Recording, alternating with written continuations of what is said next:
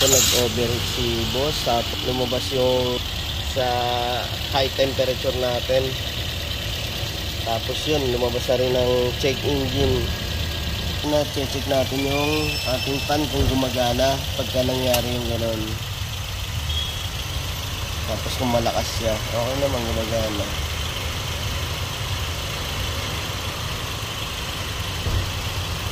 Ayun, kaya pala sira na rin yung takip ni boss. Medyo natuyuan na ng coolant. Ano, isa sa napaka-importante to, kailangan ayos yung ating radiator cap. Kayo galing tapon, sa kayo galing? Sa may Bali Verde. Tapos ang bilis, ano na agad, umilaw na agad. Oo, nung nasa Rosario na, umilaw yung sa engine na yun. Na-traffic naman kayo? Traffic? Hindi naman gaano. Hindi naman gaano. Sige, lagyan nyo pa. Wala pa. Kulang pa. Okay, yun nga mga paps. Kaya mabilis pa lang natuyan ko si boss ng tubig ng radiator. Ito na-check natin yung ating radiator cap.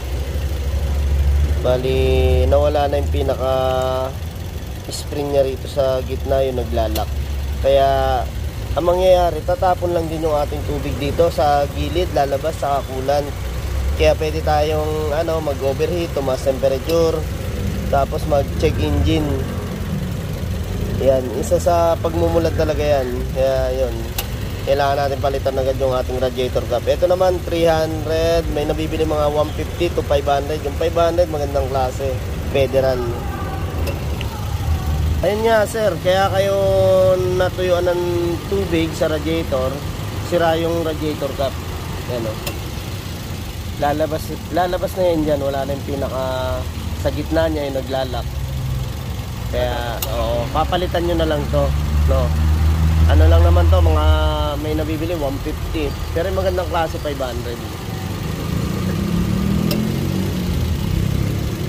Kaya yun, ang nangyari, umangat agad yung sa temperature nyo, lumabas yung check engine. Dahil kulang na. Oo, halos ilan yung nailagay natin, halos 3 eh. Ang laman lang nito, kung tutusin, mga 3 litro lang din.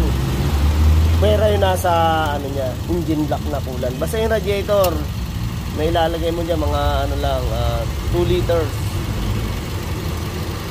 2 liters gano'n ang laman mahigit. Naka na tayo. Nakadalawa. Ayun, talagang tuyo yung tubig mo. Tingnan natin kung may pa yung kay boss. Oo. Okay na.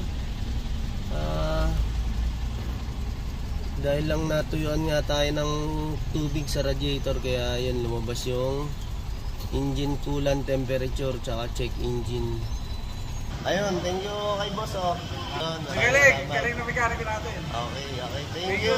Thank you kay Sir Angelo. Okay. Ayos. Lalaki ako.